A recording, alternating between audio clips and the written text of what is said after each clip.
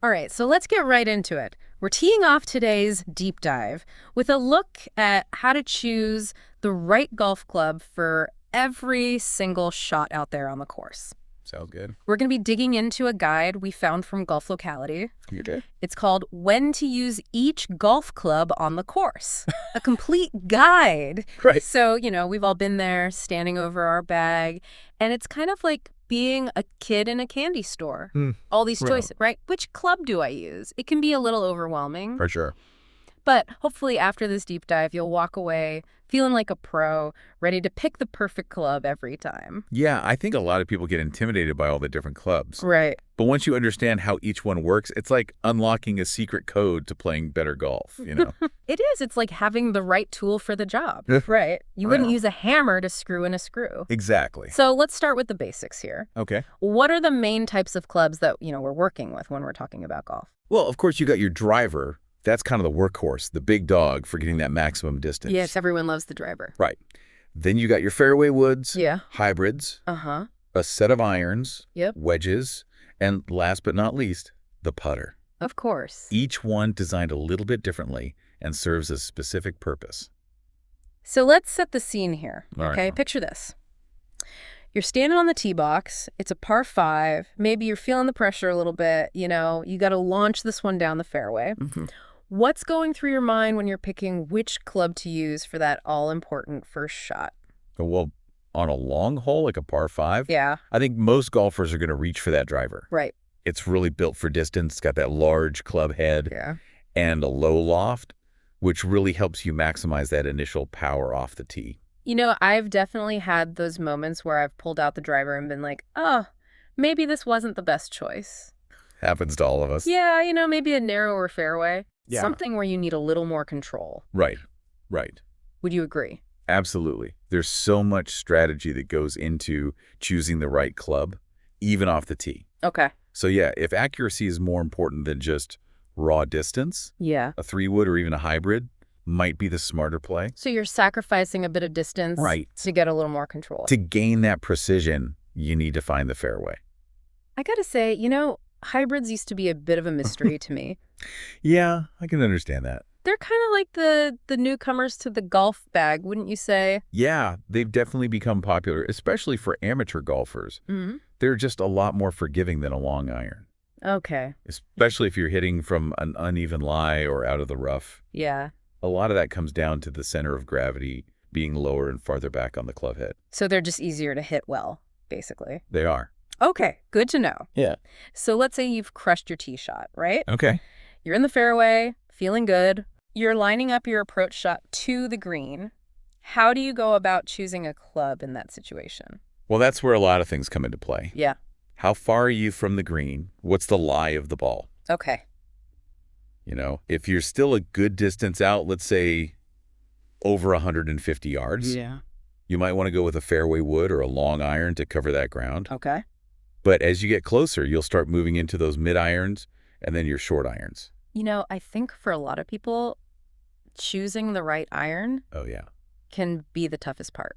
It can be. There are so many of them. So many. What are some of the things that are, going through your head when you're making that decision? Well, knowing how far you hit each club is probably the most important. Mm-hmm. Having a good understanding of your own distances is crucial for picking the right club consistently. That makes sense. Right. But how do you even go about figuring that out? It really comes down to practice, Yeah. spending time on the driving range. Yeah. But there are tools too, like, rangefinders or those GPS watches that give you precise yardages on the course. Right. And then there are apps that can track your distances over time, Oh, wow. so you can start building a data set. So it's like data-driven golf. Kind of, yeah. Yeah. It takes the guesswork out of it. That's fascinating. And what about things like wind or the lie of the ball? How do those factor in? Those are huge factors. Okay. A headwind can knock yards off your shot. Wow. So you might need a club up to compensate. Okay. And if the ball is sitting down in the rough, you'll need a club with more loft to get it up in the air. So you've really got to be thinking on your feet and adapting to whatever the course throws at you. Absolutely. It's all about adjusting to the conditions. Wow. It sounds like there's a lot more to club selection than meets the eye. So we've talked about drivers, fairway woods, hybrids, irons, but there's a whole other category of clubs that I think we need to talk about. Yeah. And those are the wedges. Oh, yeah, the wedges. They're essential for those shots around the green, and they really do require a different set of skills. Okay, tell me more. I'm intrigued. Why are wedges so important, and how do we know which one to use? Well, when you're within, let's say, 100 yards of the green, Okay. that's when those wedges really become your best friend. Okay. They're designed for precision, control, Mm-hmm. really letting you fine-tune your distance in that trajectory. So it's all about finesse at that point. It is. It's not just power. Exactly. Okay. And there are a few different types of wedges. Right. Each with, their specific purpose. So Yeah. you've got your pitching wedge, Uh-huh. which is kind of like the all-arounder for the group. Okay. Great for those full swings when you're just off the green. And then there's the sand wedge, which, I mean, I'm guessing that's for sand traps? Yeah, pretty self-explanatory, right? Right. But the sand wedge has a higher bounce and a wider sole, Okay. which helps it glide through the sand and prevent those, dreaded chunks. Nobody likes those. No one. So what about those shots where you gotta get the ball up and over something, like a bunker, maybe a tree, Yeah. and then land it softly on the green? That's where the lob wedge comes in. Okay. It's got the highest loft of all your clubs. Mm-hmm. Really gives the ball that high, soft trajectory. Right. Golfers like to call it a flop shot. I've heard that. It's kind of like hitting a feather onto a pillow, but with a golf ball. I love that visual. All right, so we've covered pretty much every club in the bag except for one. Yeah, the one we all love and hate. And that's the putter, of course. The putter. I feel like, it's the club that gets the most use. Probably. But sometimes it's like, what's going on with this thing? It can be a little mysterious. Yeah. Putting's a whole different game within the game. Right. It's really about feel, touch, Yeah. a lot of patience, a lot of practice. It's funny how, every golfer, I think, has that love-hate relationship with their putter. For sure. 1 minute it's your best friend, the next minute you're like, get away from me. Exactly. Yeah. I think distance control is one of the biggest challenges with putting, judging how hard to hit the ball to get it to the hole. Yeah. Taking into account the slope and the speed of the green. Right. There's a lot to think about. It's like you're a detective out there. It is. Trying to read those greens. Yeah, you got to solve the mystery. Are there any, tips or techniques for reading those tricky slopes and stuff? Absolutely, there are. Okay. Riding greens, it's an art form. Yeah. But there are a few things you can look for. Okay. First, pay attention to the general slope of the green. Is it uphill or downhill? Okay, so that's number one. Right. Then look for any subtle breaks or contours Mm-hmm. that might influence how your ball rolls. Okay. And don't forget about the grain of the grass. That can affect the roll too. Wow. So there's a lot going on down there. There is, yeah. It's not just hitting the ball in the right direction. Nope. You got to factor all that stuff in. It's about understanding how the green itself is going to affect the ball as it rolls. Fascinating. So we talked about in the Golf Locality Guide that, knowing your distances for each club is really key to smart club selection. Yeah, it really is. Are there any ways golfers can, get better at figuring out those distances more accurately? Practice is key. Okay. Spending time at the driving range. Yeah. But don't just hit balls randomly. Right.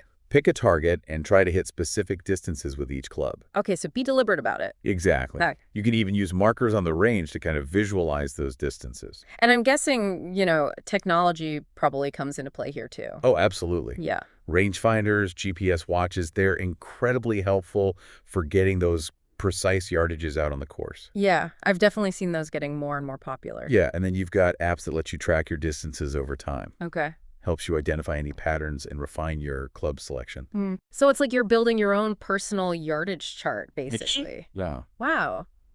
So once you, have a good understanding of your distances, how do you adjust your club selection based on, other factors like wind, maybe how the ball is lying? Well, a good rule of thumb is to club up when you're facing a headwind. Okay. Club down if you have a tailwind. Right.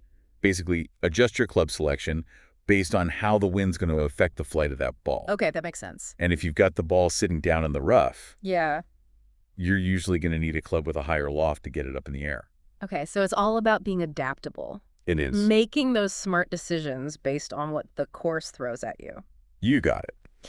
It's interesting, it sounds like there's so much more to golf than, just swinging the club. Oh, yeah, for sure. It's like this whole puzzle that you're trying to solve. Exactly. Yeah. And that's what makes it so challenging and so rewarding. Yeah. So many variables, so many things to consider. I love that analogy, the puzzle. It's like you're solving a puzzle with every single shot. Yeah, that's really cool. And it's up to you to figure out how to navigate all of that. So we've covered all the different types of clubs. Yeah. How to choose the right one. Yeah. For all these different situations. Yep. Are there any, just kind of overarching tips or insights that can help golfers, approach club selection more strategically? One of the things that really stood out to me in the guide was the emphasis on playing to your strengths. Okay. Yeah. We get so caught up in what we think we should be doing out there. Right. Instead of focusing on what actually works best for us. Yeah. Golf is such a mental game. It is. And confidence is huge. Yeah. If you're more comfortable hitting a hybrid than a long iron for a certain shot, yeah, then hit the hybrid. Yeah. There's no shame in playing the game your way, maximizing your chances of success. I love that. Yeah. It's your bag, your game, your rules. That's a really empowering message, I think, for golfers of all levels. It is. The goal is to have fun and shoot the best score you can. Absolutely. And that often comes down to making smart decisions and trusting your instincts. This deep dive has been so insightful. It has. We've talked about everything from the purpose of each club to analyzing how things like distance, wind, lie affect our choices. Yeah. What would you say is like the biggest takeaway for our listeners? Well, I think the biggest takeaway is that there's no one-size-fits-all approach to club selection. Okay. It's all about understanding the tools that you have, assessing the situation that you're in, right, and then making an informed decision. So it's like knowledge, experience, Yeah. and a little bit of intuition all mixed together. Exactly. And the more you play, the more you'll develop that intuition. Yeah. Each round's a learning opportunity. I love that. So as we're wrapping up this deep dive, Oh. I want to leave our listeners with a bit of a challenge. Think back to your last round of golf. Was there a shot where you weren't quite sure which club to use? Yeah. Maybe you second-guessed yourself, or the decision you made didn't really work out. Happens. How could the information from this deep dive have helped you maybe approach that shot a little differently? That's a great question to think about. Yeah. I think sometimes just being more aware of the factors involved can really make a big difference in how we make decisions out on the course. Yeah, absolutely. And remember, practice makes progress. Always. The more you experiment, the more comfortable you'll be with all the clubs in your bag. For sure. And the better those decisions will become. Absolutely. Well, this has been awesome. It has. Thanks for joining us for this deep dive into the world of golf club selection. My pleasure. We'll be back soon with another exciting topic to explore. Sounds good. Until then, happy golfing, everyone.